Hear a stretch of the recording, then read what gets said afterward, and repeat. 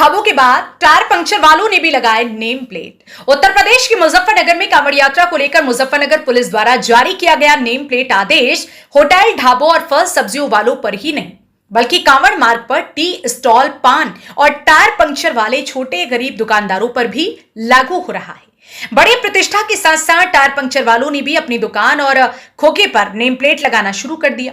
मुजफ्फरनगर के शहर कोतवाली क्षेत्र में पड़ने वाले कांवड़ मार्ग पर कंपनी गार्डन के ठीक सामने पिछले कई वर्षों से टायर पंक्चर का काम करने वाले मोहम्मद सलीम बताते हैं कि वो पिछले कई वर्षों से कंपनी गार्डन के ठीक सामने टायर पंक्चर का काम करते हैं। कल उनके पास कुछ पुलिस वाले आए थे। उन्होंने कहा कि आप अपनी दुकान के बाहर अपने नाम का बोर्ड लगा लीजिए, इसलिए हमने सलीम टायर पंक्चर के नाम से बोर्ड लगा लिया है। सलीम का कहना है कि ये सरकार का आदेश है तो मानना तो पड़ेगा ही, क्योंकि मजदूरी करके रोजी रोटी कमानी है, तो इसलिए हमें कोई परेशानी नहीं है। सरकार का जो आदेश है वह सही है। देखिए हमारे संवाददाता तनवीर मलिक की टायर पंक्चर के दुकान के मालिक सलीम से खास बातचीत। मुजफ्फरनगर प्रशासन द्वारा कांवड़ मार्ग पर पड़ने वाली दुकानों पर नाम लिखे जाने के फरमान के बाद ये आदेश प्रदेश भर में कांवड़ मार्ग पर जितने भी होटल और दुकानें पड़ रही थी उन सब के लिए जारी किया गया है। लेकिन मुजफ्फरनगर में यह आदेश जो पिछले 2-3 दिनों से सुर्खियों में बना हुआ है, अब इसका असर केवल फलों के ठेले वालों के पास और होटलों के अलावा भी टायर पंक्चर वालों की दुकान पर भी दिखना शुरू हो गया है। मुजफ्फरनगर में हम मौजूद हैं, मेरठ रोड पर मौजूद हैं। तस्वीरों में आप देख सकते हैं सलीम यहाँ पर बैठे हुए टायर पंक्चर का काम करते हैं और ये सामने सलीम की टायर पंक्चर की दुकान है। इनकी दुकान पर भी नाम लिखने का आदेश इनको दिया गया है और इन्होंने भी अब अपनी दुकान पर नाम लिखवा लिया है। तस्वीरों में आप देख सकते हैं जो लिखा गया है सलीम टायर पंक्चर वाले। तो सलीम हमारे साथ मौजूद है, इनसे बात करने की, समझने की कोशिश करते हैं।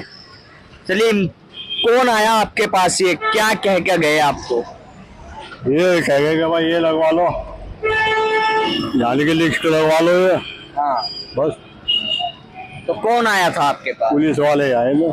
अच्छा जी। उन्होंने कहा कि नाम लिख कर लगाओ जी। तो ये तो फल वालों के लिए और जो होटल है उनके लिए था, टायर पंक्चर वालों को क्या जरूरत पड़ी? अब क्या पता है इस चीज का, ये हाँ, अब हमें इस चीज का क्या पता है। आप किस तरह से देखते हैं जैसे नाम लिखवाए जा रहे हैं?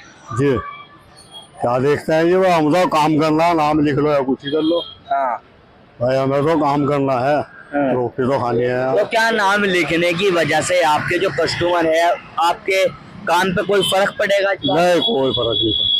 हाँ। कोई फर्क नहीं पड़ना। जैसे लगातार तमाम विपक्षी पार्टी अलग अलग सवाल खड़े कर रही है कि मुस्लिमों के नाम लिखे जा रहे हैं, मुस्लिमों को कमजोर करने की कोशिश है, आपको लगता है ऐसा कुछ है? नहीं, हमें कुछ नहीं लगता है। हाँ। हमें कुछ ऐसा नहीं लगता। हमें तो काम करना है जी, हमें क्या लगता है ऐसा? कोई क्या कर रहा है या नहीं कर रहा हमें नहीं पता। क्या लगता है नाम लिखना जरूरी था आपकी दुकान पे भी? अब ये तो देखो गवर्नमेंट का हिसाब है, जो कानून लगाया गया है चलेगा आगे। हाँ। भाई जिस तरीके से भी कानून चलाएंगे चलेगा, हमें तो कोई फर्क वाली बात कुछ नहीं है। बस। तो सलीम बता रहे हैं कि इस बात से हम पे कोई फर्क नहीं पड़ता है, लेकिन अब तक ये तस्वीर जो है केवल होटलों के नाम बदलने में देखी जा रही थी, जो दुकानें कांवड़ मार्ग पे है उन पे देखी जा रही थी, जो फल के ठेले लगते हैं उन पे देखी जा रही थी। लेकिन अब ये एक नई तस्वीर मुजफ्फरनगर में सामने आई है और चर्चाओं में बनी हुई है। हम कोशिश करेंगे और जो फल वाले हैं और जो दुकान वाले हैं उनसे भी जानने की, समझने की कि आखिरकार इस आदेश के बाद किस तरह का फर्क उनके रोजगार पर पड़ रहा है या इस चीज का कितना असर जैसे लगातार ये सुर्खियों में बना हुआ है देखने को मिल रहा है।